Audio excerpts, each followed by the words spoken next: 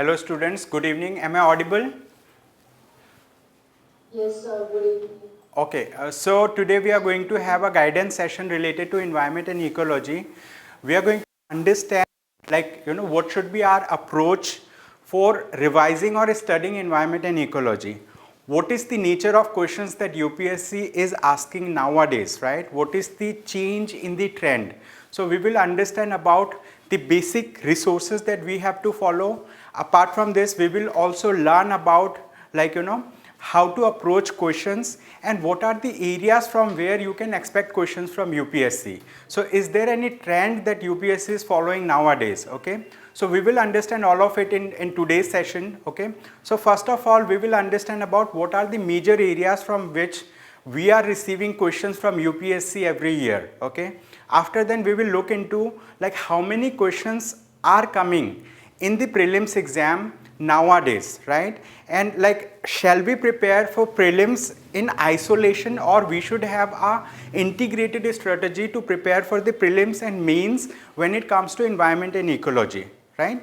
So these are the questions that we will look into, and I will also tell you in detail what are the topics from where we are going to ask questions throughout this week. Okay, from day 1 to day 5, means like daily test 1 to daily test 5 this week. I mean so what are the areas from where we are going to ask questions? If we talk about sequence wise, it is daily test 11 to daily test 15. Okay, so I will tell you about those areas, okay, from where you may expect questions, and these are those areas that we have identified after analyzing the previous year question papers of UPSC. And at the same time, today I am going to discuss with you the the environment and ecology related questions that UPSC has asked this year. Okay, this year there were 17 questions from environment and ecology. Okay, some of the questions, some extra questions are there that can be related with geography as well, because there are some overlapping areas where you can demarcate a particular question to be belonging to geography or to be belonging to environment and ecology. Okay, so I have not taken all those questions, I have taken only 17 questions for analysis. So we are going to understand about those questions and we are going to look into few areas. Okay, and after then if you have any questions you can ask me. Okay, so shall we begin now? Sure, sir. Yes. Okay, all right.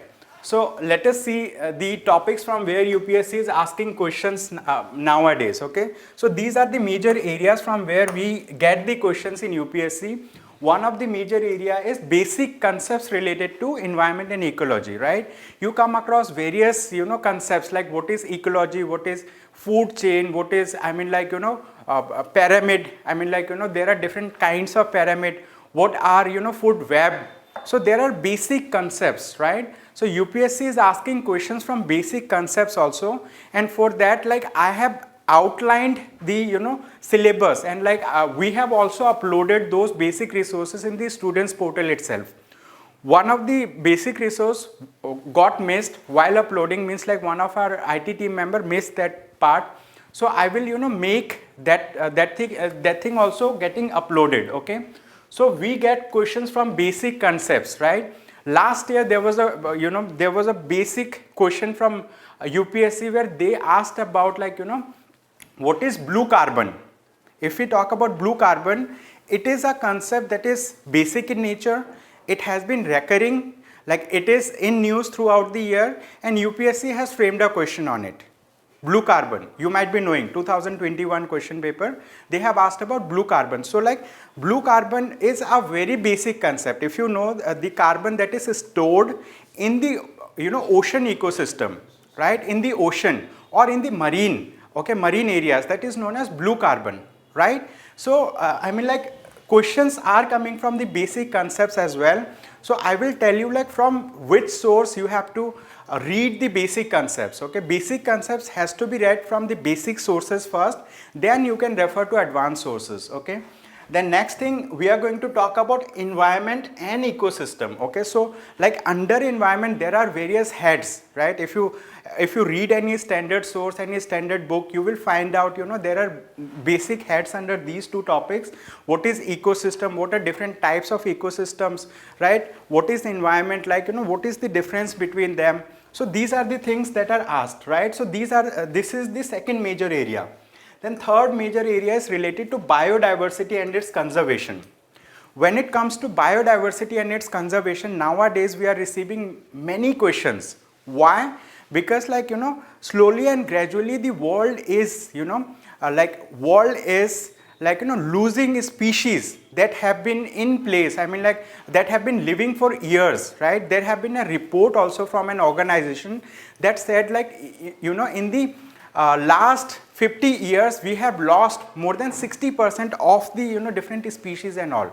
So such reports actually gives you the picture of how we are losing the species, or how the species are moving the ladder from being least concerned to being vulnerable to being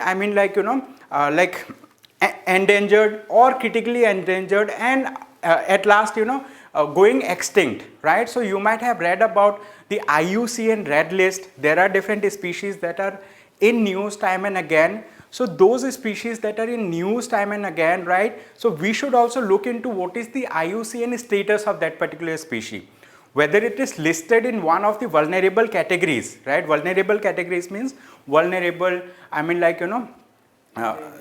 endangered, critically endangered. So there are different categories. So if you read the IUCN, so you will understand that they list these species into 7 different categories. But out of them, there are some prominent categories where if an animal or if a plant species mentioned, it means they are under certain type of threat. Okay, threat can be of any nature. Threat can be they do not have proper habitat, means they are losing out on habitat, or number of species is getting killed because of poaching, or maybe a combination of multiple factors, right? So it makes us important that whenever any particular species is in news, we should look into their IUCN status, we should look into their unique features. For example, last year pangolin was in news time and again, right? Throughout the year, pangolin was in news. Indian pangolin, Chinese pangolin. In India, we have both the varieties of pangolin, Indian pangolin and Chinese pangolin. But UPSC has asked a question related to pangolin, where it has asked that which of the following species mold themselves, they get rounded to save themselves from any kind of danger, right? So that they can save themselves from imminent threat or danger, right? So one of those species is pangolin. But apart from this, UPSC has also given additional options as well. There is pangolin, there are other 2 species as well, right? So it is important that whenever any particular species is in news, you have to understand the uniqueness of that species. Apart from this, you have to understand their IUCN status, and you have to understand which other species are sharing that particular unique characteristic with that species. Okay, if you know about that, you will be able to answer that question. So this is related to biodiversity. Biodiversity means pangolin is a kind of is a species. So under biodiversity it comes, and under this particular topic lot of subdivision comes. There are national parks, there are protected areas, there are conservation areas, and also they have been in news. So this is one of the major area from where UPSC asks question, okay, which is biodiversity and its conservation. Okay, apart from this, if we talk about the 4th topic, which is environmental pollution and climate change, right? So we get lot of question from environmental pollution. Last year UPSC has asked what is refinery oil. So they have asked about a specific type of oil. They have asked about different type of different type of kind of pollution, environmental pollution, there are oil producing companies. So these oil producing companies are releasing a kind of oil that is used for further purposes.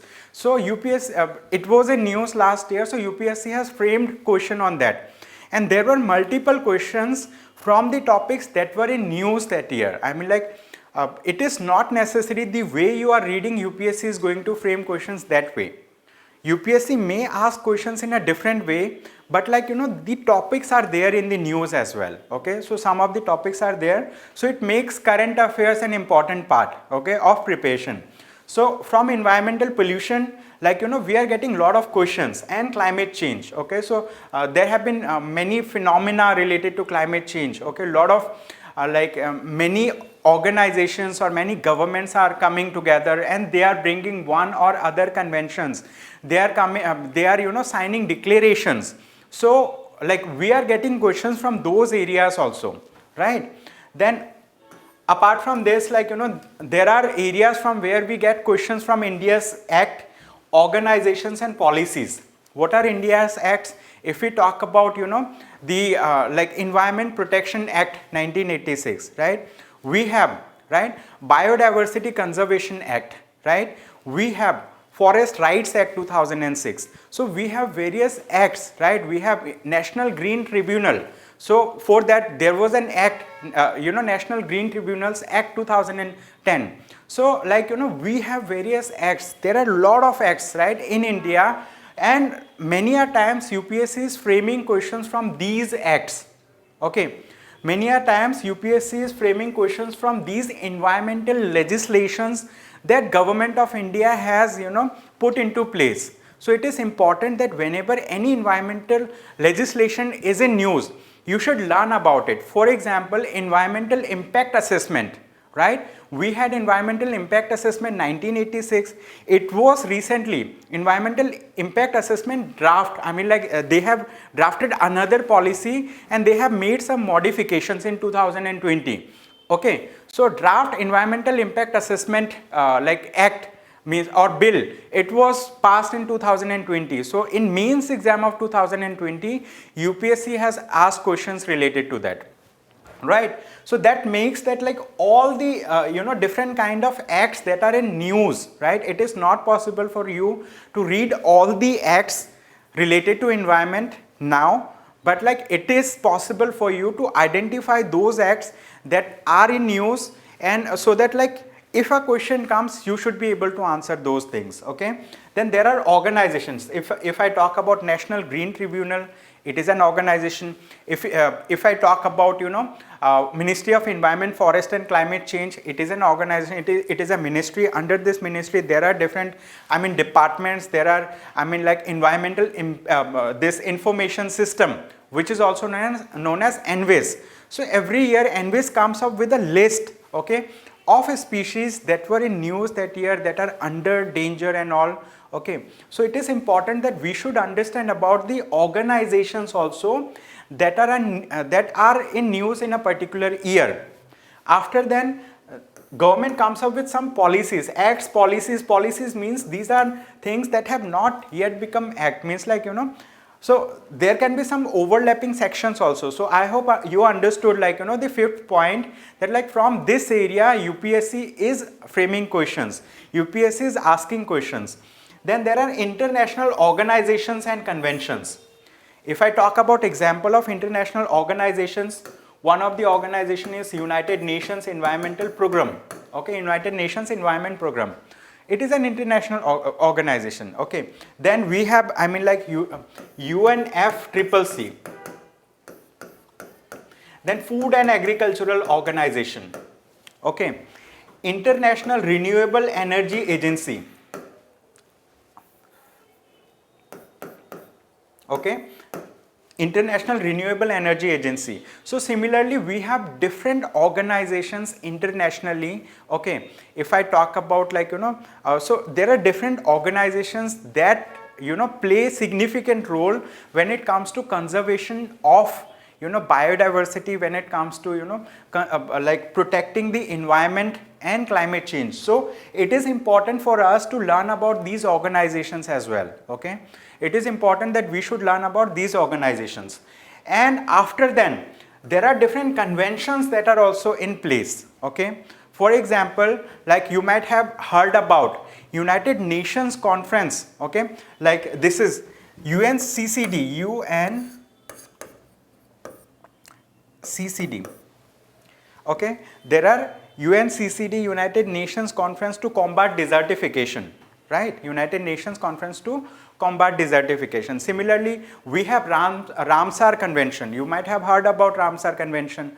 So there are different conventions, lot of things are there, right? What we have to learn? We have to learn about these conventions also, and specifically we should have an eye on those conventions that were in news that year. Many a times, even organizations like Lukmaan IAS or other institute may also, miss out on some of the organizations that are in news, okay, somehow. They may miss out, but like you as an aspirant, right, you should have an eye to look into like if there is any organization that is in news. Organization or convention. Last year they have, asked about New Year declaration. They have asked a question about New Year declaration. They have asked whether India was a signatory at the inception of this organization. Means when that particular New Year declaration was signed, did India join it as a signatory at the time of inception when it was being framed, right? So this is not correct. Second thing is whether that particular convention or declaration is legally binding. Okay, the name itself suggests that New Year declaration, it is just a declaration, it is not a convention that is legally binding. Okay, so they have given an option. Using those options you will be able to eliminate, right? So this is important, that like you should have an eye on the conventions or organizations, international organizations that are in news that year. And also it is important that you should visit some of the key websites of the ministry, different ministries in India, as well as key websites of different international organizations, because these organizations release one or other report, and many a times UPSC directly frames question related to those reports. Okay, so I hope you understood. Then there can be some questions that can be categorized as miscellaneous, in the sense that like UPSC can frame question from some of the areas that cannot be fitted into this particular structure.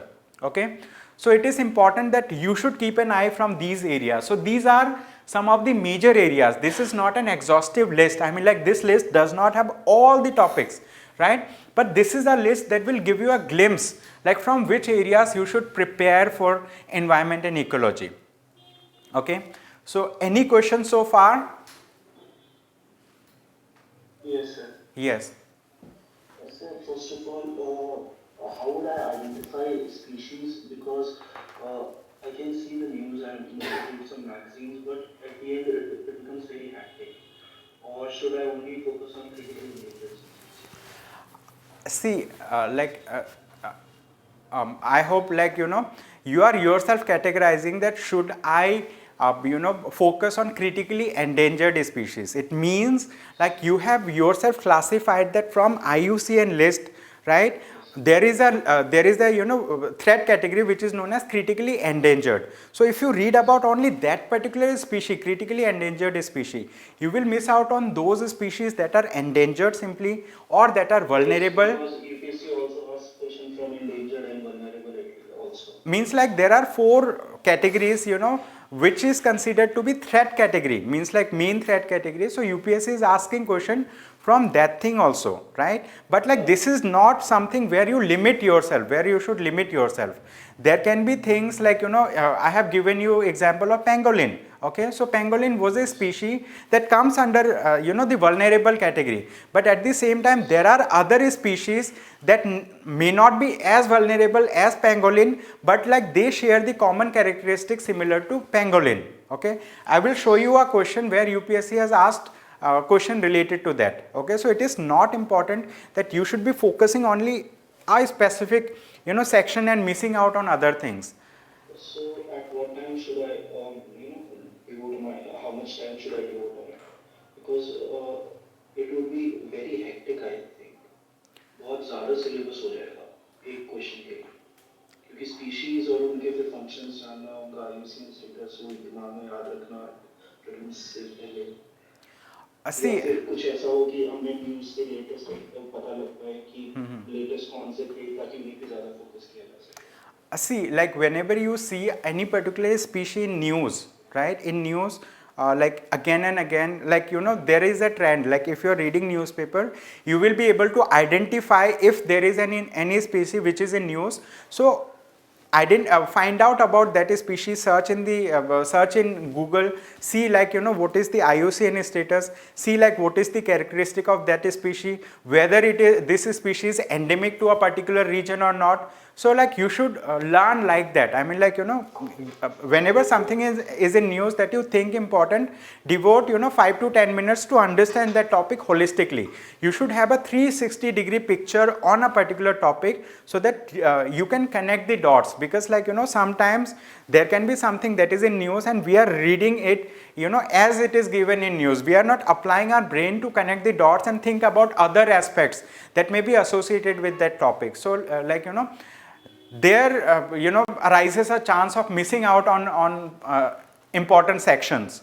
Okay, so like I will discuss about like what are the sources that you can follow, and I'll tell you a strategy by the end of the class that like what you can do actually to answer more questions correctly in UPSC related to environment and ecology.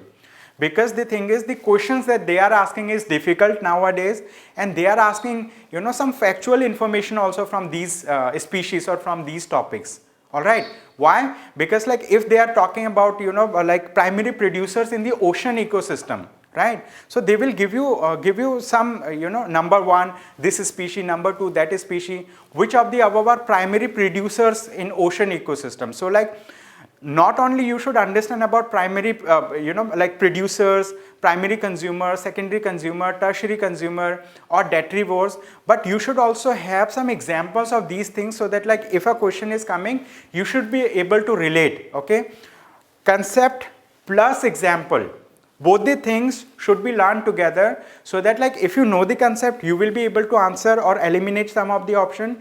If you know the example, that will also help you to like answer or eliminate some options in UPSC.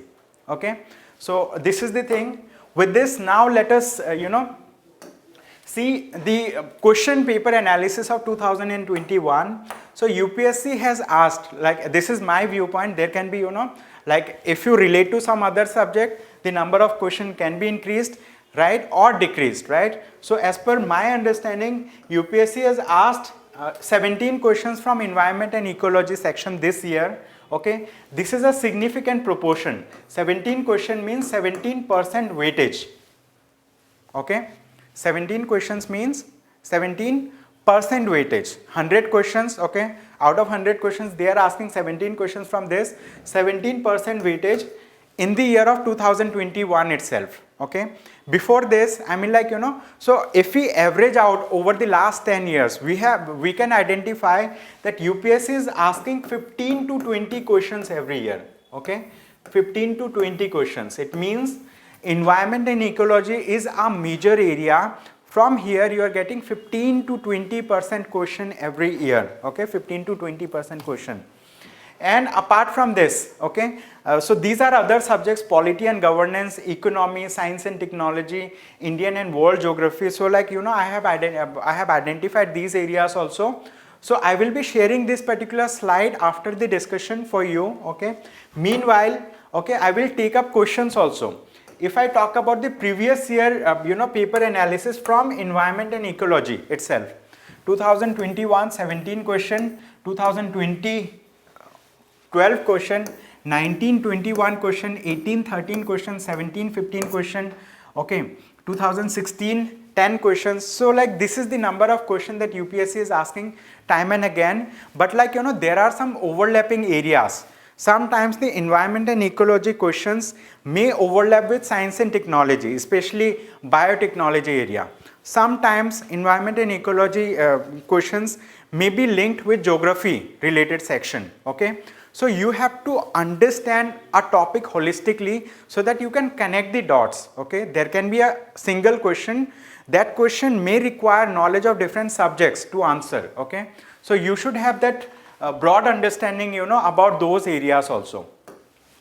So let us quickly look into the basic resources that you can follow to build your basic concepts related to environment and ecology. One of the basic book that you can read, okay, is one of the thing is 11th standard chemistry book from NCERT, chapter 1. This is from part 1. Okay. So there is part 2 also. From part 2 you have to read the 14th chapter, chapter number 14. So I will tell you the name of the chapters also that you can read. Okay. From basic resources. Apart from this, 12th standard biology book. Okay, we have a biology book of 12th standard, and unit number 10 is important from environment and ecology. Unit number 9 is important from the area of biotechnology, because that unit itself is related to biotechnology. Okay, so you can read both the units. Okay, so this last unit, which is related to environment and ecology, it has 4 chapters. Chapter 13, 14, 15 and 16. Okay, and so I have given a link also. You just need to click on this link. It will be taken to, you will be taken to NCERT website. From here you can download these chapters. Although I have made these chapters uploaded in the students portal, just one chapter got missed out, so I will ask my team members to upload that chapter also. All right, so this is the biology book that I was talking about. Okay, so this is class 12th biology book. Okay, this is the cover page of that book, and from this book you have to read at least 4 chapters. 4 chapters in the last unit. Okay, and this is 10th unit, and in 9th unit also there are 2 chapters. You can read those chapters also. That will help you to answer some questions related to science and technology. Okay, that is related to biotechnology. So chapter number 13, organisms and populations. Okay, this is one chapter. Chapter number 14, ecosystem. Okay, this chapter is important, and this chapter got missed out. Okay, I will I will get this uploaded as well. Then chapter number 15, biodiversity and conservation. Okay, this is based on biodiversity and conservation, and today in the later part of the discussion I will show you questions related to these areas: ecosystem, biodiversity, organisms and populations, that are asked in UPSC. If you have the basic fundamental ideas, if you know the basic concepts, and if you know some examples, you will be able to answer questions, okay, in UPSC related to these sections. And after then, we have another section which is environmental issues. Okay, from this book you need to read at least these 4 chapters, and if possible 2 more chapters in unit 9. Okay, so this is the thing. Okay, after then, this is one of the resources which is NCERT book. Okay, class 12th biology. Then this is again an NCERT book. Okay, which is chemistry book. Okay, so chemistry part 2, class 11th NCERT, class 11th chemistry part 2, the last unit, which is unit number 14. Actually in this book, for chemistry in 11th you have 2 different books, part 1 and part 2. Each part names each chapter as a unit. Okay, so from here you need to read about environmental chemistry. If you read this particular chapter, you will be able to understand the basic nuances, and you will be able to answer many questions in UPSC that people think is very difficult.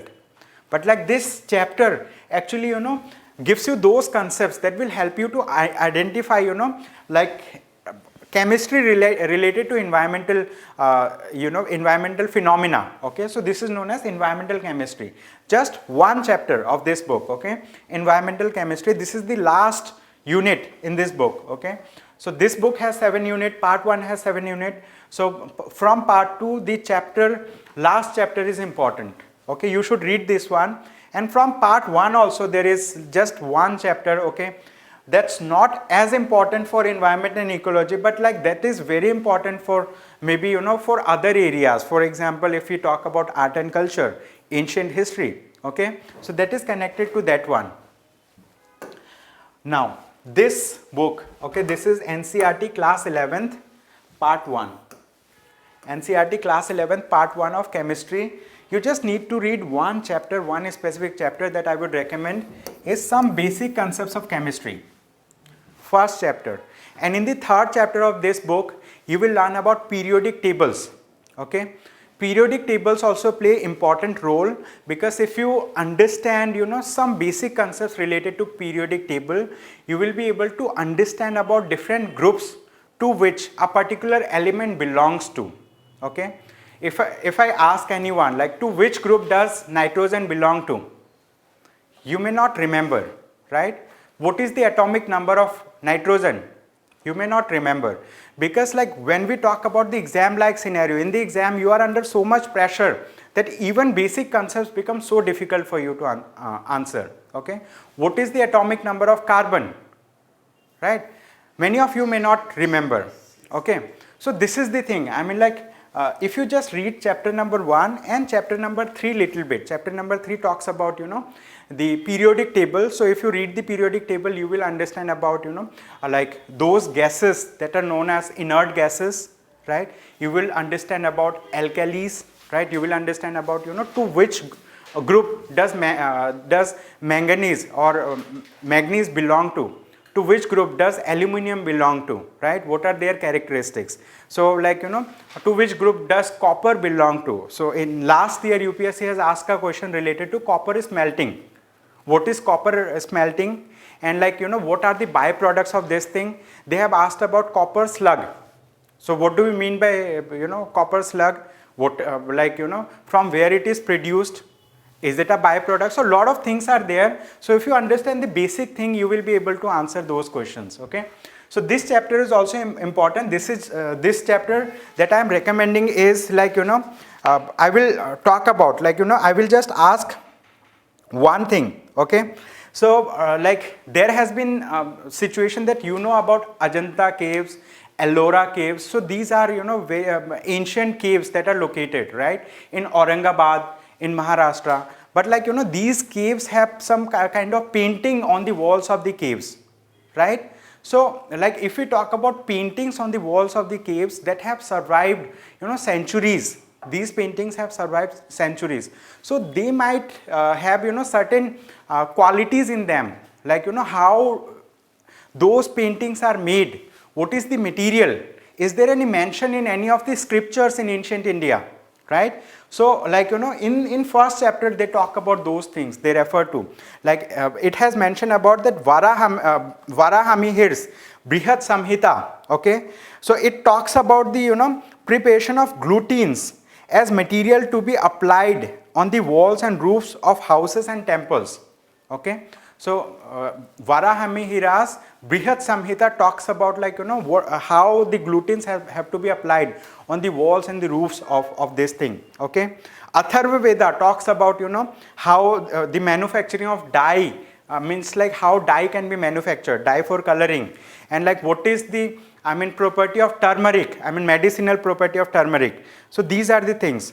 Kautilya's Arthashastra talks about liquor. I mean, like, you know, so everybody knows, like, you know, consumption of alcohol is injurious to health.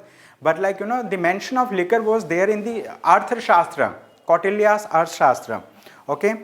Then we have Sushruta Samhita also, that talks about alkalis. Okay. Means like, you know, these are elements that you find in the periodic table.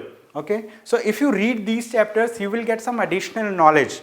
That additional knowledge may help you to, you know, answer some extra question. So this is the thing. So any doubts so far? Any question that I can answer for you? Sir, in biology book, you told last unit, no? Yes, last unit having 4 chapters. Sir, another 2 chapters you told. These are related, yes, biotechnology. So that is also important, and that will be helpful for science and technology related questions. So that is chapter number, which chapter number, sir? 11 and 12. Oh, okay, sir. In unit 9, chapter 11 and 12, unit 10 I have mentioned chapter 13, 14, 15 and 16. Okay, so these are the chapters. So like we will get, you know, these chapters uploaded that I am talking about, but biotechnology related you do it yourself, like in the students portal we will get it uploaded, okay, today itself. So till now we have talked about the basic resources, and it is important. Okay, see, like I have not included those images, but like if you read this book, biology related book, or if you read the chemistry book, right, in these books, like there are basic diagrams that are given. They have mentioned about, okay, they have mentioned about what is like food chain, what is ecological pyramid, what are different types of ecological pyramid. They have not only defined these terms, but they have also, you know, given diagrammatic representation. They have also mentioned examples. Okay, they have given examples. It is important that you should learn about the concept, you should understand the diagram, and you should, like learn the examples as well. Why? Because like if you learn examples, you will be able to answer many questions in UPSC. I'll show you, there are many questions in UPSC last year that that are based on, some basic concept plus examples related to those concepts. If you know the connection between these two, you will be able to answer many questions. Sir, can you go on slide 5, sir? Slide 5, sir. Slide 5. This is the same thing. The books I have mentioned. So this is the same thing. Okay, sir. Okay. So yes, any other question for me till now related to basic resources that you need to follow? Okay, so apart from the basic resources, you can also follow any standard book that you think is good for environment and ecology. Okay, any standard book, you can use that book as a reference whenever you come across any topic in news that you think is important. So go back to that book and learn about that particular concept itself to make it clear, right? To connect the dots. Okay, you should have a 360-degree view related to any topic that is coming, because like many people, what they are doing, anything that is in news, they will read and understand that concept in a way that is mentioned in the news article itself. They will not apply their brain to understand about other way around related to that topic. Okay, so if you also have similar things, so you will find it difficult to answer the questions. You should try to connect the dots. Okay, so these are the basic resources. Now let us discuss about some advanced resources. Okay, we will learn about some advanced resources, like what are the advanced resources that you can follow, right, to learn more about environment and ecology.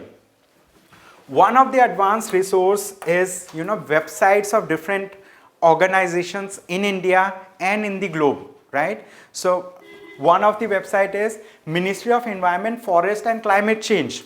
Open that website and see if there is any new policy, if there is any new scheme that particular ministry has launched that will help you to answer question related to that. In 2020, UPSC had asked a question. Okay, that question was related to Forest Rights Act 2006, and UPSC has asked to which ministry does Forest Rights Act belong. Many people were clueless because they do not frequently visit the websites of ministries. Okay, if you visit the websites of ministry, you will be able to relate directly that Forest Rights Act belong to the Ministry of Tribal Affairs, right? Just open the website of Ministry of Tribal Affairs, you will first thing that you will come across is that Forest Rights Act. All right, so this is the thing, this is the importance of going through the websites of ministries, because these ministries are working towards their area and they have to showcase that they are actually functioning. So that's why they keep on updating their websites. Okay, and UPSC, while framing questions, they refer to these ministries. Okay, and aspirants do not refer to these ministries. That creates the knowledge gap. Okay, you should also refer to the websites of these ministries to understand which topic is in news, right? So that will help you. And I will also show you, right? So like how just visiting the website of a ministry can give you many additional information in the shortest possible time, and those information that are actually helpful for the UPSC exam. Okay, one of the website is Ministry of Environment, Forest and Climate Change. Second website is IUCN website. Okay, International Union for Conservation of Nature.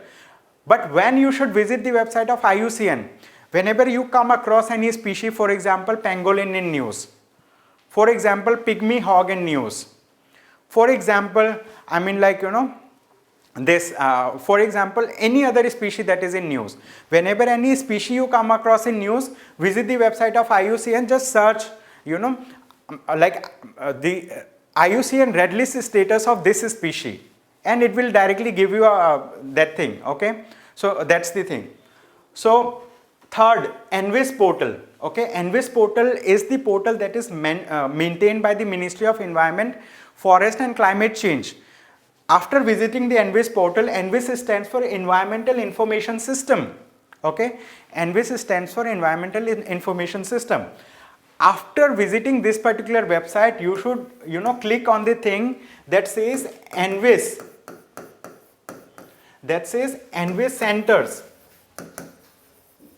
Okay, Envis centers, just click on that. You will come across multiple centers, like, you know, for example, many websites like related to Himalayan ecology. Okay, just go there and click over there and you will come across, you know, that particular thing. Then you should also visit the website of Ministry of Earth Sciences. Okay, Ministry of Earth Sciences. You might have come across Deep Ocean Mission in news, right? It was in news. That Deep Ocean Mission belongs to, or like it is a part, or it is a scheme or policy released by Ministry of Earth Science. Okay, if you just visit the website of Ministry of Earth Science, you will come across various, various schemes or programs that are in news, but like you are reading in isolation, so that's why you are not able to connect. Okay, there are many things that are in news, and just by opening the website of the ministry, you will be able to connect. You will be able to learn from the primary source itself. You understanding?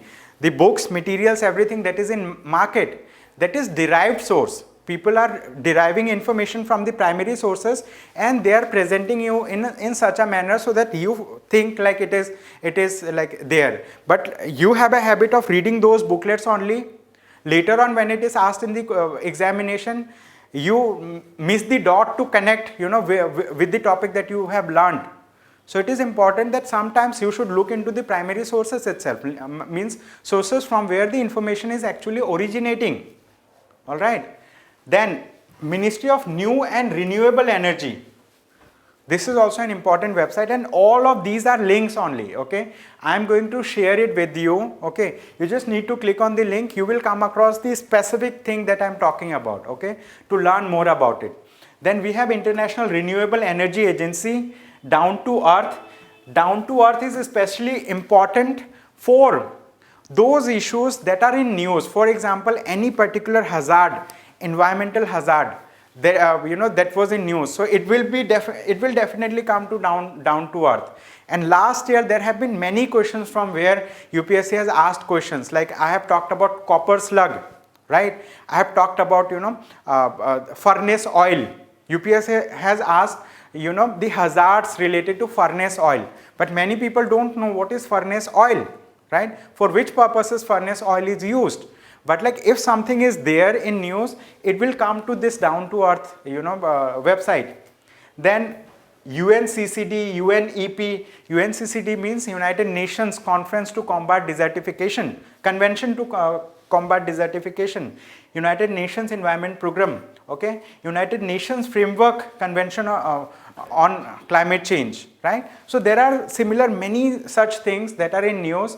I have not listed all of them, but what I suggest is, like, if you read, if you maintain some Word file or any such soft thing, so you should, have a link of those things related to a subject, for example, environment related things, just in one place in a Word file, like, Ministry of Environment, Forest and Climate Change, it's linked, so that later on when you have to revise, just click over there and spend 2 minutes, 5 minutes, right? So that's how it will help you. Okay, so this is the thing. So any questions till now, because I'm going to discuss about, like, what you should specifically look into from these websites.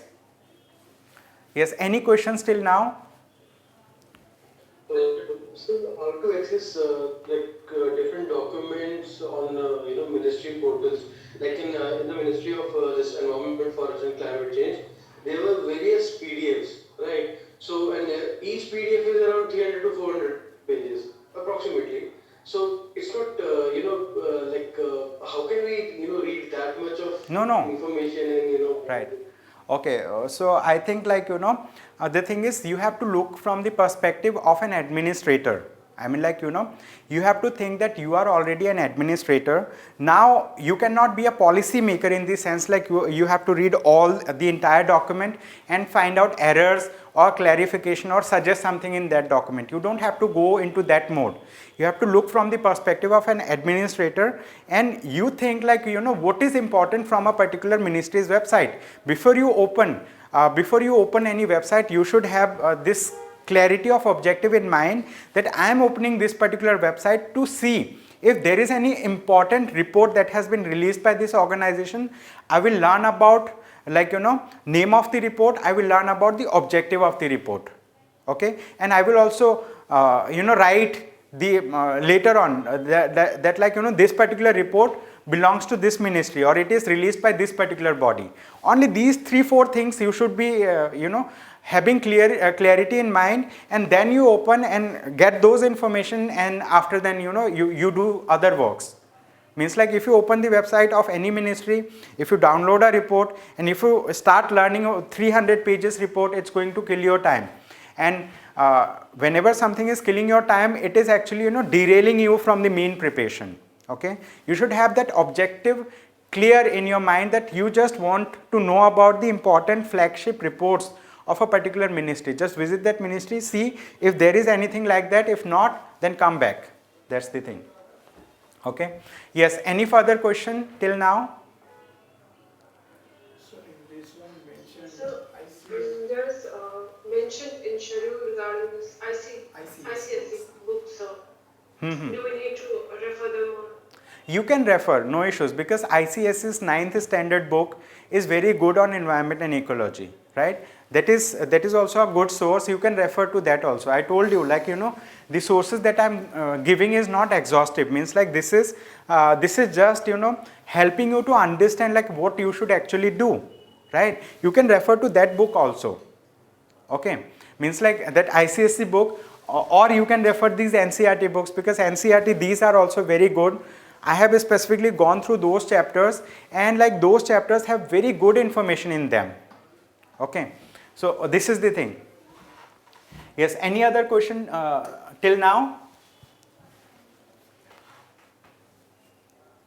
Okay, so let us see an example. I have opened the website of Ministry of Earth Sciences. Okay, Ministry of Earth Sciences. This is the main page of the website, and I have just clicked on schemes. Which part? Schemes. Here a cross is mentioned, OSmart is mentioned, Pacer is mentioned, Sage is mentioned, Reach Out is mentioned, DOM is mentioned. Do I know the full form of these things? Means like, in your mind it should be clear whether you know like what is across. If you don't know, click there and see what is the full form of across, what is the objective of it. Just spend 2 to 5 minutes and learn about it. Similarly, OSmart, Pacer, Sage, Reach Out and DOM. DOM stands for Deep Ocean Mission. Okay. DOM stands for Deep Ocean Mission. Okay, so you should just visit the website. I mean, like, you are just a human being. It is not expected that you should be knowing everything. The moment you see something like this from an important ministry's website, something like this, you click over there, you see the full form, you learn about the objective, you learn about that particular thing, and write it down in the shortest possible manner in your notebook, where you are writing the things for revision purpose. Okay. For example, ACROSS stands for Atmosphere and Climate Research, Modeling, Observation Systems and Services. Okay. So if UPSC asks like, atmosphere and climate research, modeling, observation systems and services is a scheme of which of the following ministries, right? You should be able to answer that it belongs to the Ministry of Earth Sciences. Similarly, OSmart, it stands for Ocean Services Modeling Application, Resources and Technology Scheme. Ocean Services Modeling, okay, Ocean Services Modeling Applications, Resources and Technology Scheme. This is the full form of OSmart. Then we have Pacer, Polar Science and Cryosphere Scheme, okay, Pacer. Then Sage, Sage was recently in news, okay, but that thing was different. That thing is different than the one that is mentioned over here. The thing, Sage, that was recently in news is related to Senior Care Aging Growth Engine. It might have been told in the budget discussion as well, right? That happened on Sunday. Sir might have discussed about Sage portal, Senior Care Aging Growth Engine, but that is not related to this one, okay? This Sage stands for Seismology and Geosciences Scheme, All right. Then deep ocean mission was in news because like we are, the India is sending a capsule that is going to go inside the ocean. It is going to go 6 kilometers deep into the ocean, 6,000 meters deep into the ocean, to learn about or to do research on polymetallic nodules that are that can be found on the deep ocean or on the ocean bed. Okay, so when we talk about deep ocean or ocean bed, so it raises the question: is there any organization internationally that monitors the activities related to deep ocean, right? So that will lead you to one one additional thing, which is known as this thing.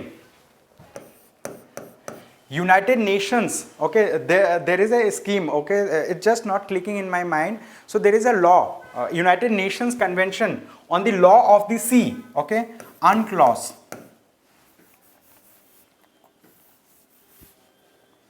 United Nations Convention on the Law of the Sea. If you come across United Nations Convention on the Law of the Sea, you should also learn about, are there any bodies that are working under the UNCLOS? Then we have International Seabed Authority. Which organization? We have International Seabed Authority. That International Seabed Authority actually regulates or like it monitors any kind of activities below the ocean by different nations. And that International Seabed Authority has given authority to Government of India to conduct research in the deep ocean region, okay, which is known as Deep Ocean Mission. Right? So you should be able to connect different things to learn about it. Okay, this is just example of one of website of one of the ministry, which is Ministry of Earth Sciences. You just clicked over here, you came across it, click further and learn more about it. Okay, so you should make a habit of visiting these websites. Okay, give half an hour to list down these websites, then later on visit these websites and learn about few things. Okay, so this is the thing. So is it clear till now, Ministry of Earth Sciences? Let us take another example. Okay, recently in the budget speech or recently in the ED classes, sir might have discussed about Parvesh. This is Ministry of Environment, Forest and Climate Change. Okay, so Parvesh is there. Okay, if you want to know about National Green Tribunal, click here. Then ecological sensitive zone notification, ESZ, okay, like that. So these things are there. So if we talk about Parvesh, it was recently in news, and Parvesh stands for, okay, Parvesh is a different portal, okay, that is under the Ministry of Environment, Forest and Climate Change. Parvesh stands for Proactive and Responsive Facilitation by Interactive and Virtuous Environmental Single Window Hub. I mean, like this is a very technical acronym that they have made, but Parvesh is related to this and it is connected with Ministry of Environment, Forest and Climate Change. You should have this basic understanding, the basic clarity in mind that Parvesh is something that stands for this thing. You should give some time to yourself also to learn about the full form. If you read it 2-3 times, 4-5 times, even if you don't remember word by word, but if this thing is asked in the prelims exam, you will be able to directly connect with it. Okay, so that's how you should visit the website of different ministries. So now I'm showing you the importance of websites of ministries. Now let us see Ministry of New and Renewable Energy. Okay, Ministry of New and Renewable Energy. So if you visit the website, you will come across International Solar Alliance. International Solar Alliance is there in news time and again, right? There are different other, reinvest. So this is a short form of something. Okay, then there are other things also. So you should just visit the websites and learn about few important things. And apart from this, let us see what is there in the websites of international organizations. Okay, there are international organizations or international conventions. This is the website of United Nations Environment Program. Okay, last year UPSC has asked at least one question. Why I am saying at least one question? Because to my mind there were 2-3 questions that were asked from different websites. So from United Nations Environment Program itself, they have asked 2 questions. One question was very direct. Okay, let me tell you. If you just open the website, if you scroll down a little bit, you will come across that Global Environment Outlook. This is a report that is published by United Nations Environment Program. Then this is another report, Greening the Blue report. Okay, Greening the Blue. Greening the Blue means this is a conceptual framework. Blue means we are talking about ocean, we are talking about water bodies. They are talking about greening the blue. It means like making the water bodies or oceans, you know, like climate friendly, making them pollution free. You understanding? Greening the blue report means like we are working in the you know, like oceanic areas, we are working in the marine areas, and we are trying to make them green. Making green means we want to make them pollution free. Okay, so Greening the Blue report is released by United Nations Environment Program. Okay, the moment you visit the websites, you will come across this thing. Another, this is there in the homepage itself in the website. Emissions Gap Report 2021. Heat is on. Okay, Emissions Gap Report. You might have learned about by now that Emissions Gap Report is something that is in news time and again. Right? If you just visit the website, you will remember that Emissions Gap Report is released by United Nations Environment Program. Right? So this is the conceptual framework. I mean, like, what is the importance of visiting the websites of international organizations, important organizations. Next, let us see. This is the website of IUCN. Okay. This is the website of International Union for Conservation of Nature, IUCN.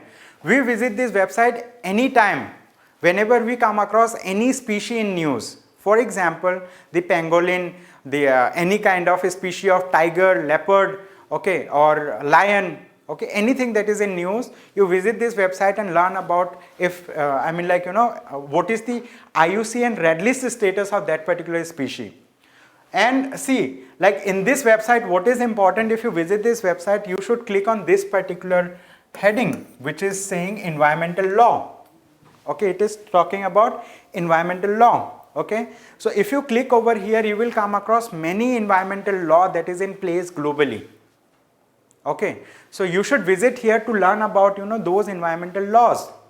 Okay, you understanding like why we are visiting IUCN for two purposes. One of the purposes is to learn about the IUCN red list status of a particular species, like to which threat category does a species belong to. Okay, that is important.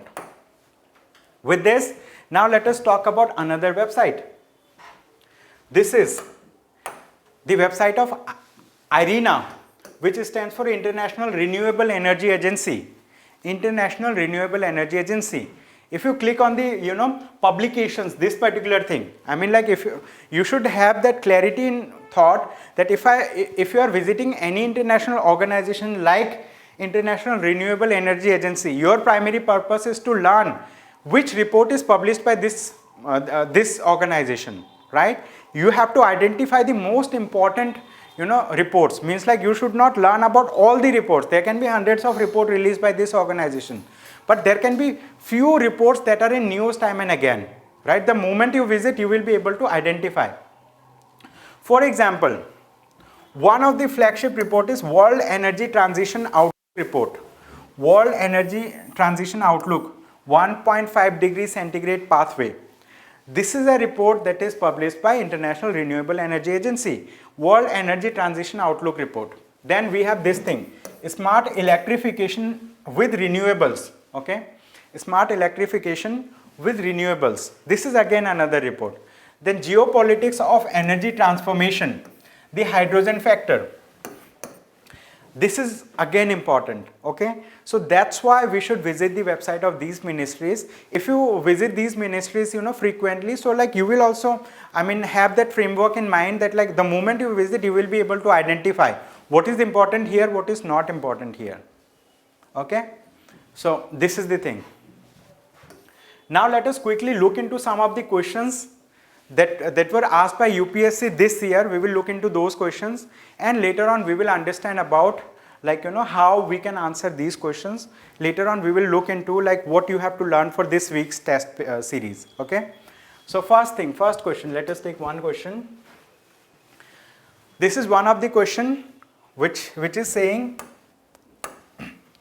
the common carbon metric supported by United Nations Environment Program has been developed for. Okay, so this common carbon metric actually, like it is a report that has 200 to 300 pages. But like I have recently visited the website of United Nations Environment Program also. I have visited other websites as well. I have come across different like heading of reports. So similarly, like I have given a link also to this. If you just click over here, there is a report, and the first first few lines, for example, like we have seen report, the first page itself, it has common carbon metric mentioned, and below that, right, they have mentioned this is done for assessing the carbon footprint of building operations around the world. Means like around the world, everywhere people are building, people are making buildings, like building operations are happening. They are demolishing buildings, they are making new buildings, they are making settlements.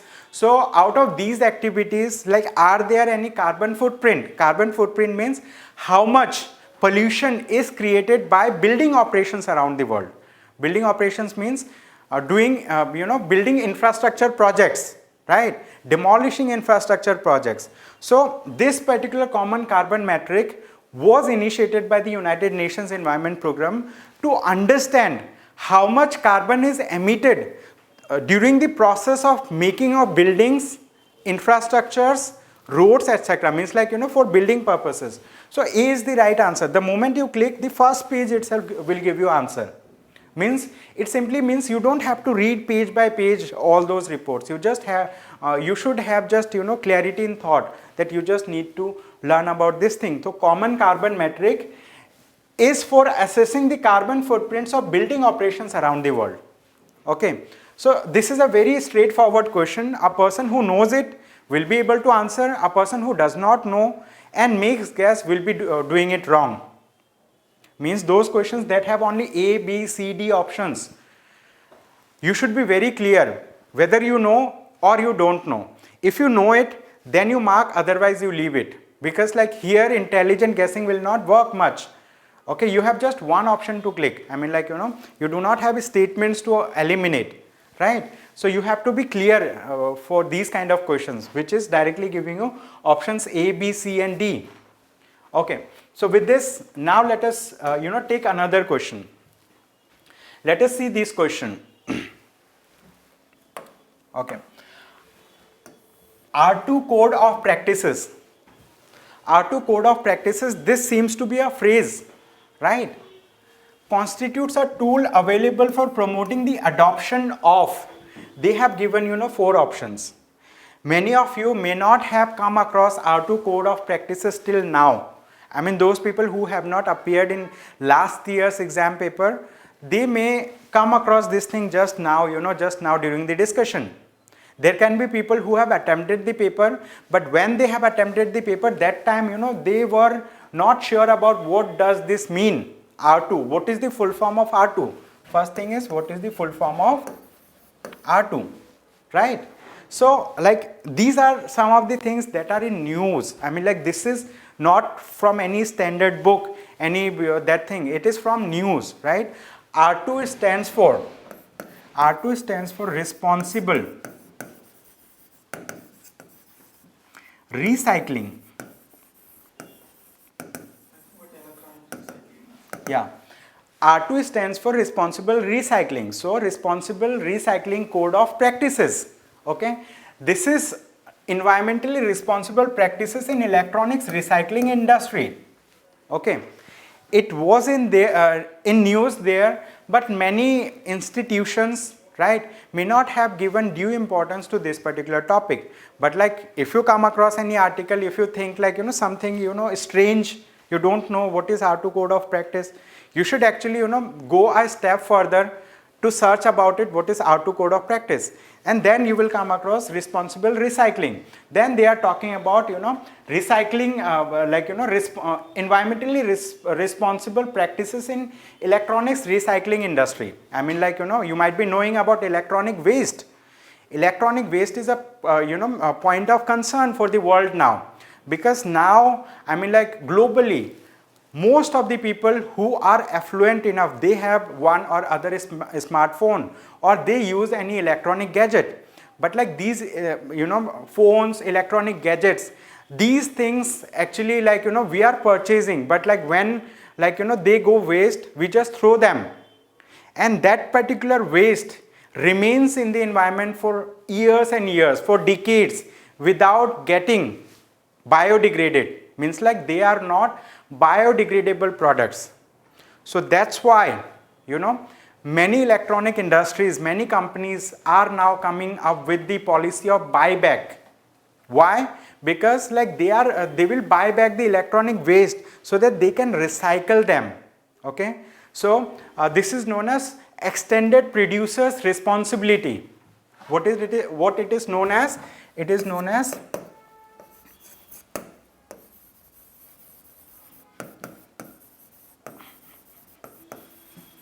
extended producer's responsibility.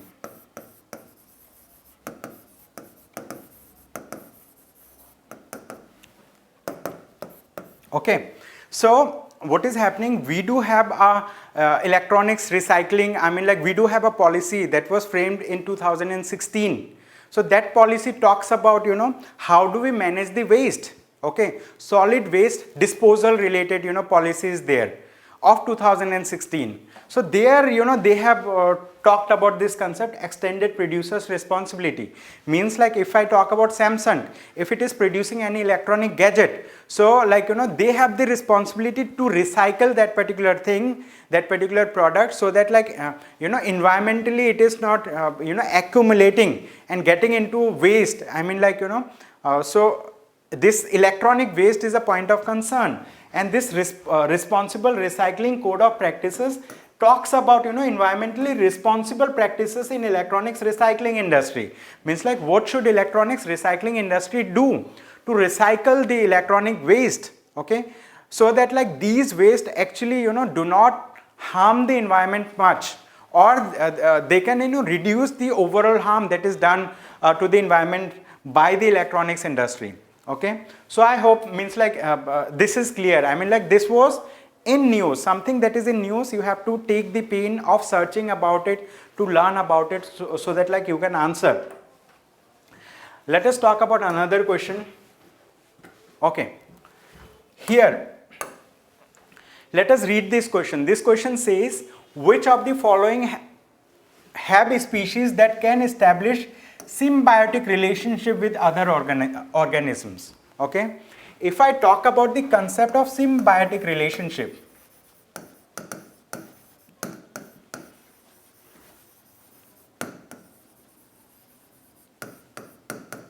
if I talk about symbiotic relationship, you will come across this particular terminology in any standard book that is related to environment and ecology. It is there in the basic resources that I have mentioned, the NCERT books, right, that I have mentioned, 11th and 12th, the 12th biology. The moment you will open the book, you will come across symbiotic relationship. What is symbiotic relationship? A kind of relationship that organisms share among themselves, either to benefit one another, or to harm one another, or to be neutral with one another. Means like there is some kind of relationship. Either you will be benefited, other will be harmed, or other will be benefited, you will be harmed, or like both of you will get benefited, both of you may get harmed. Like there can be a relationship of neutralism as well. Means like I am not harming you or benefiting you, you are not harming or benefiting me. Right? So like we have concepts like mutualism, amensalism, commensalism, competition, parasitism, etc. Right? So these concepts are part of this symbiotic relationship. Right? So this symbiotic relationship is a basic concept that you can come across in basic books like NCERT books or any other standard book that you follow for environment and ecology. But what is important? It is important that you should understand about that concept, basic concept, and you should also learn about some examples. This question requires you to have understanding about what is symbiotic relationship. It also requires you to have some understanding about the examples of symbiotic relationship. Okay, so You might have heard that fungi, protozoa, they have, you know, symbiotic relationship, right? But like in this question, even if you don't know, means like some people may have made intelligent guess, some people may not have attempted, some people who have attempted multiple papers, they might have attempted this particular question differently. But like correct answer for this question is like all of them can have, can establish symbiotic relationship with other organisms. Okay, all of them can establish symbiotic relationship with other organism. Actually, like if we go little deeper into the concept, any organization, like a species can have, you know, symbiotic relationship of one or other with other organism or a species. Means like either you can harm or you can get benefited, you get benefited, you get harmed, that get benefited, that get harmed, or you stay neutral. Okay, that is symbiotic relationship. So all of the above are correct. Okay, all of the above are correct in this question. So it requires you to know about the basic concepts and examples. If you know both the things, you will be able to answer this question. Let us see another question. Okay, this is the question that I was talking about. With reference to the New York Declaration on Forest, which of the following statements is or are correct? New York Declaration means it is related to some environmental conventions or some environmental declaration that is there globally. Okay, last year that UNCCD was in news, Bonn Convention was in news time and again. Okay, Bonn Convention was also in news, right? So this time they have asked about New Year Declaration on Forest. They have given 5 statements. This statement, I mean like a student who is under so much pressure of coming across such difficult questions in the examination, he will not take the pain of even reading this particular question, because like he is under so much stress, he is, I mean like, you know, not in a position to read 5 statements and answer. But the thing is, a person who is calm in the examination, calm means calm, composed, sitting and reading, right? Try to identify which one I can do, which one I cannot do. He will go through these statements, and here they have asked about correct answer. Okay, they have asked about correct options. So it was first endorsed at the United Nations Climate Summit in 2014. This is the first statement. Okay, although this statement is correct, but many people may not be knowing it. Okay, although this is correct, many people may not be knowing it. But like if you read the third statement, it says it is a legally binding international declaration. Okay, we know like if there is a declaration are recommendatory in nature. They are declaring something. It is not an international law or international convention. When something is an international law, then the signing parties are legally bound to, you know, to ratify that particular law and to implement that thing. But this particular thing is not a legally binding international declaration. Third statement is incorrect. The moment you identify third statement is incorrect, you will be able to eliminate 2 options. Option B and option C. So most of the agreements will be mutual understanding, so not Right, yeah. Yeah, most of these things may be of this nature, may not be legally binding, but there are some treaties. If we talk about UNCCD, it is a legally binding treaty. All are voluntary or any Right. MOU. Yeah, that is a legally binding, but this one is not a legally binding. So you were able to eliminate. Then it says, fifth statement, it says India was one of the signatories at its inception. Okay. It says like during the process of, you know, framing this particular declaration, India has signed it. Inception means initially, beginning. Okay. So India was one of the signatories. India was not one of the signatories of this particular declaration, means like New York Declaration on Forest. So statement 5 is also incorrect. If 5 is incorrect, it means you will be able to eliminate option D, right? So now, even if you don't know the first statement, you have actually approached the right answer. So by 3 only we can eliminate B, C, D also. Right. No, D cannot be eliminated because 3 is not. 5 also will be Yeah. eliminated. 5 and 2 are eliminated. 5 and 3 are eliminated. So that's why we have approached the right answer. Okay. So that's how, you know, you answer the questions. That's how you answer the questions. With this, now let us, take another question. This question is based on basic concept that is in news, but this basic concept may not be in NCERT book. It may be in reference books that you are following, or it is there in news time and again, so you will come across in various magazines. What is blue carbon? Blue means, I mean, like when we talk about environment related things, blue most of the time refers to oceans or marine ecosystem, right? Blue carbon means the carbon that is stored or captured in the oceans or marine ecology, right? So this is the thing, carbon captured by the oceans and coastal ecosystems. So this is the right answer for this question. Very basic concept. A person who has read, environment and ecology, knows basic about it, he'll be able to answer. Okay, so this question is from basic thing. These questions are from 2021 paper. Now, again, here, if we read this question, it seems to be very difficult. Okay, consider the following kinds of organisms: copepods, cyanobacteria, diatoms. This is foraminifera. Okay, foraminifera. Which of the above are primary producers in the food chains of oceans? Basic concept is food chain. Basic concept is primary producer, like producer, consumer, then secondary consumer, tertiary consumer. These are basic concepts. These are mentioned in the NCERT books also. But along with the basic concept, you should also learn about some examples. Means in NCERT books, examples are given.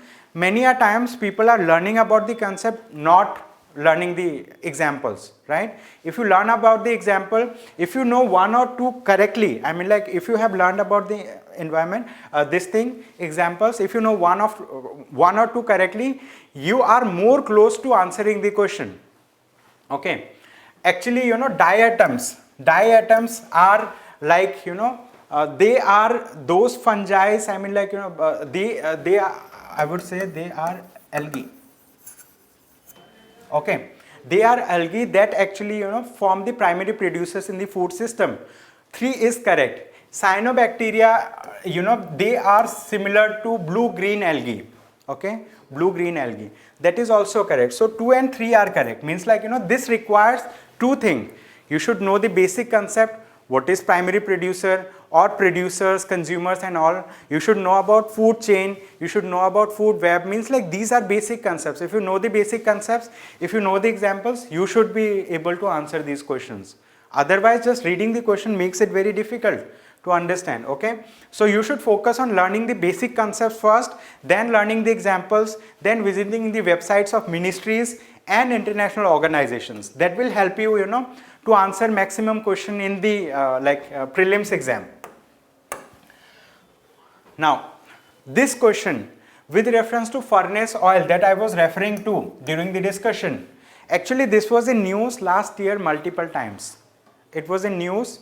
Why it was in news? Because furnace oil actually creates some problems. Okay, it creates it emits some pollutants, and that pollutant is harmful. So one of the thing is its use causes sulfur emission into the environment. Okay, it is a product of oil refineries. I mean, those organizations, oil refineries, like in Jamnagar, Gujarat, we have Reliance Oil Refinery. If you go to northeast Assam, we have India's or Asia's oldest oil refinery, which is Digboi, right?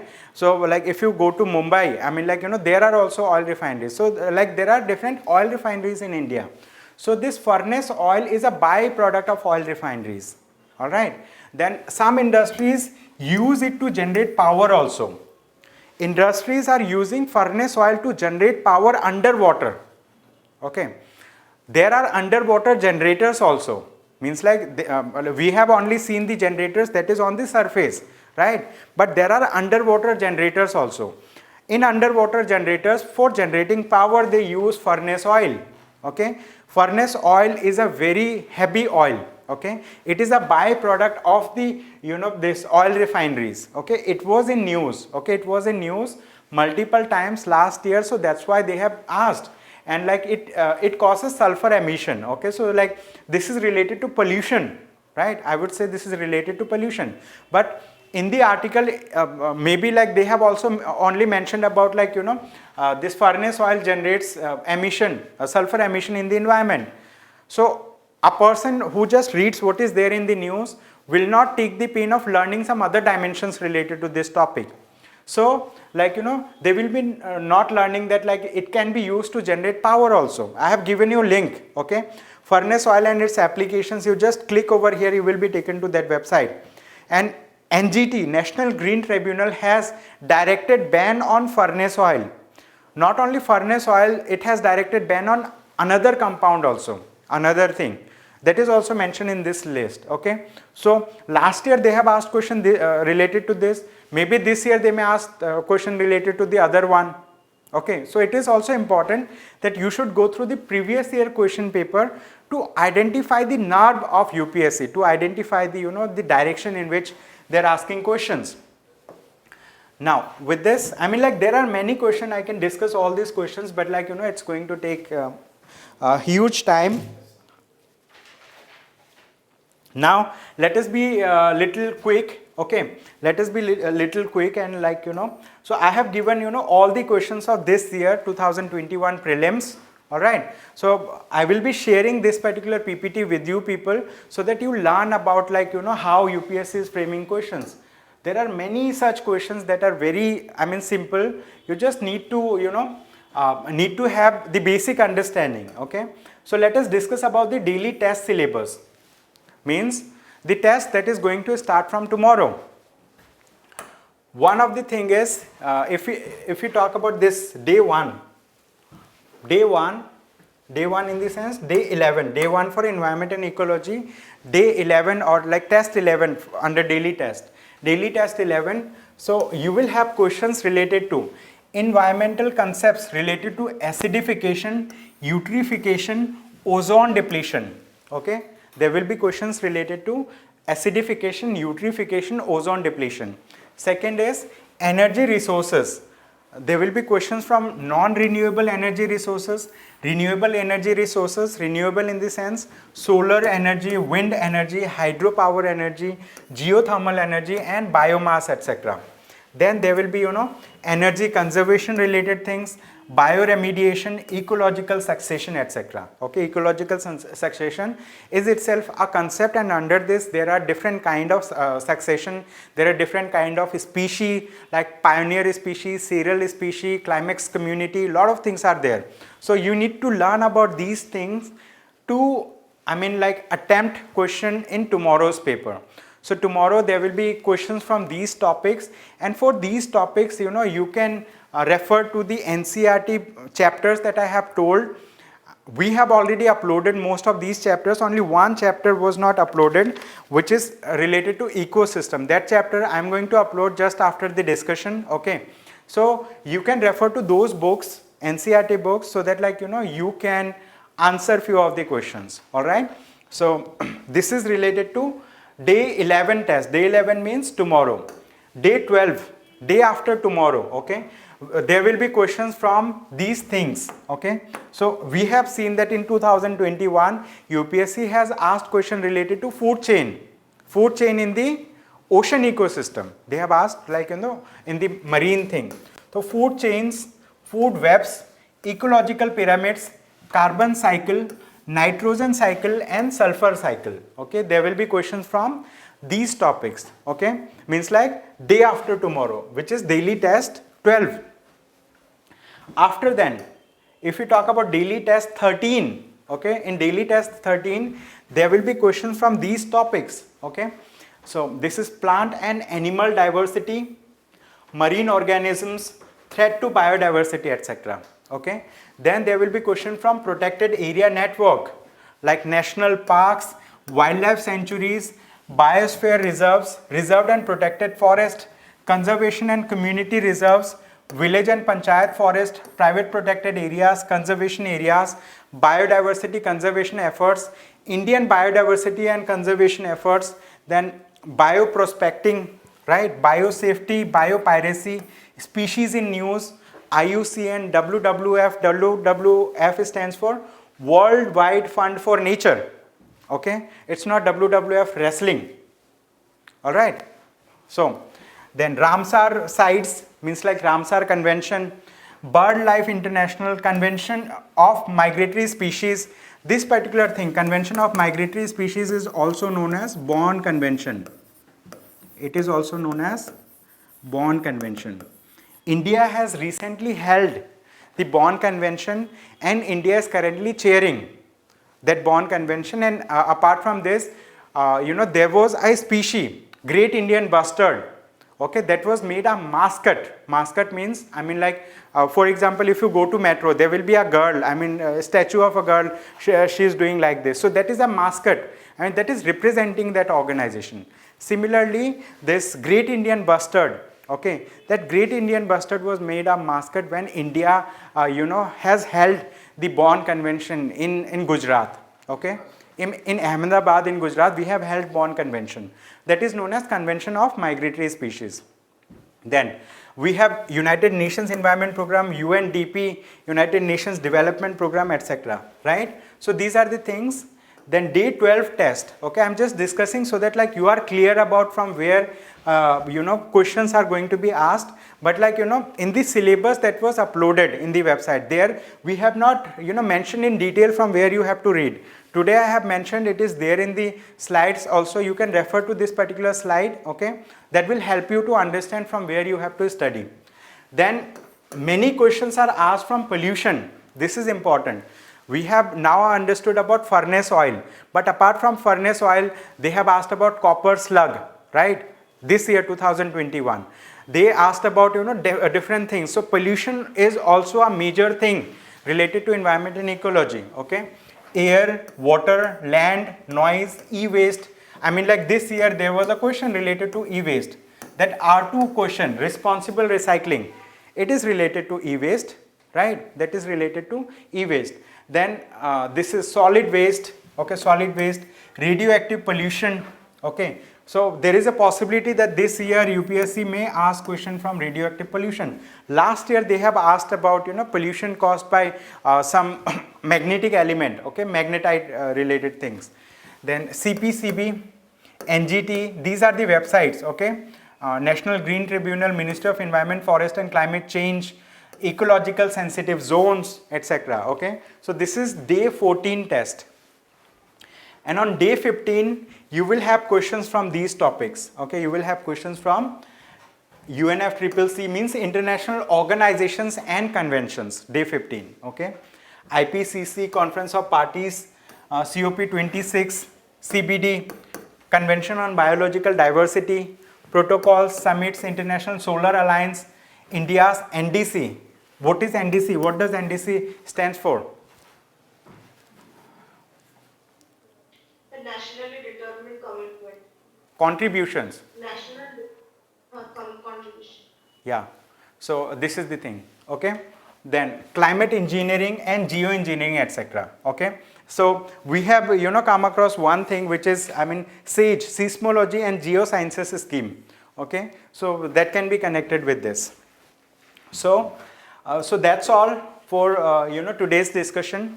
Yes, any questions that I can answer for you? Anyone?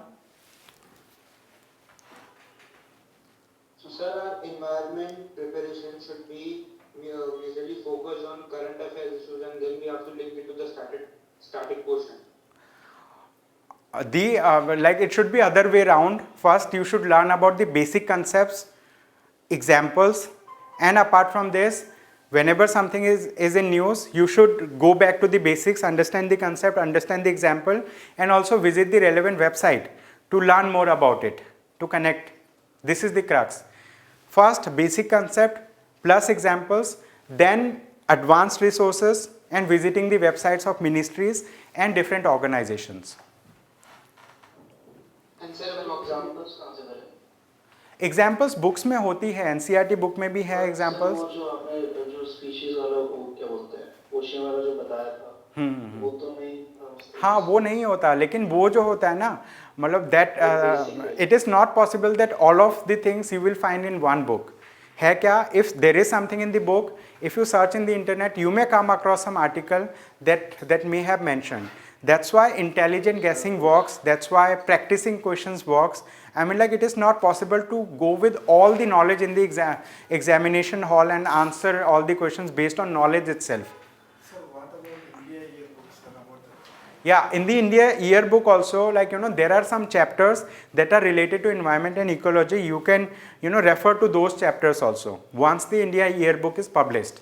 Okay, so I was about to mention that, but like I have myself removed it from here because like it is yet not published this year. Not to publish it, sir, then how we can able to, whether we need to see the previous book or... Yeah, previous book you see, I mean like India yearbook is just a summary of what the country has done in the last year. That's the thing. I mean like, all those things are mentioned in different documents. They are presented through the budget. They are, released as reports of different ministries or departments. And like, you have economic survey as well. In the economic survey, like majorly environment related things are not there, but like you have to keep a hold on things that are coming. Yes, so yes, Tapesh, so is there anything else that I can answer? So can you discuss the sources of daily test 13th? Like what sources which we can, follow? Okay. Yes, sir. This is plant and animal diversity. So if we talk about this thing, this is simply, biodiversity.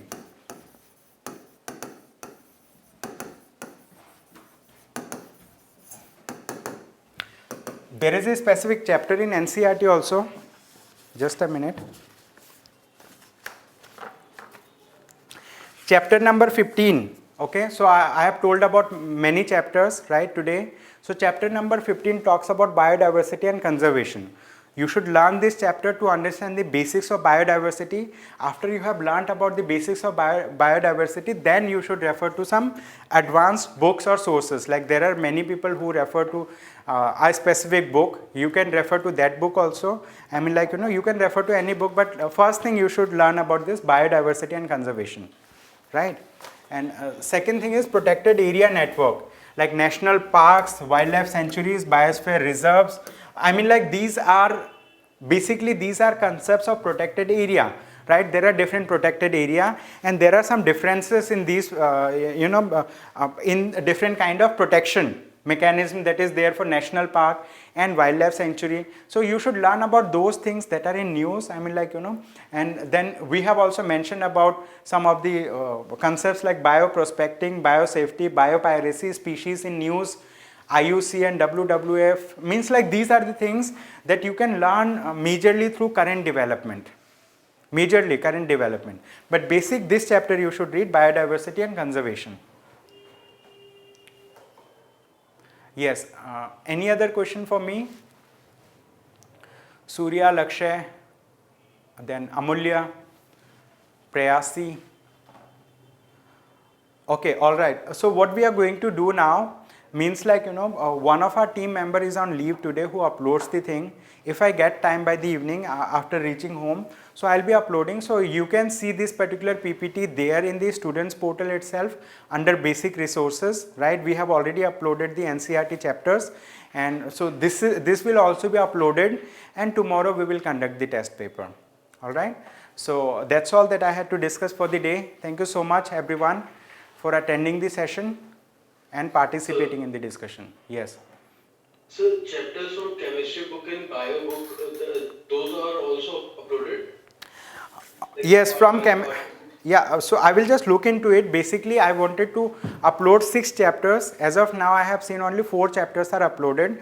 2 chapters are missing, so we will upload those 2 chapters also. Okay. So one of the chapters that is missing is this one, ecosystems, this chapter. Okay, which is chapter number 14. Okay. So like we will upload all the chapters that I have discussed today. Okay, all the chapters will be there. I mean like you don't have to struggle to find out which book, which chapter from which sources. We will upload it, just download from there. If you want to get it printed, you get it printed. Otherwise, I mean like, you can read from the PDF itself. Okay, so that will help you to, I am not saying that questions will be only from the NCERT book. I mean like these NCERT book will help you to understand the basics, will help you to understand the fundamental concepts. Later on you can build on this particular knowledge, but it is important that first you go through the NCERT, then you go through other sources. All right.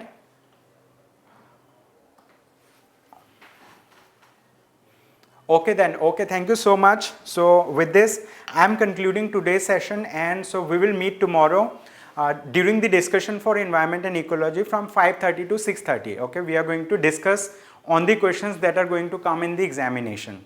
All right. Okay. Okay, so thank you so much. Thank you. Have a good day.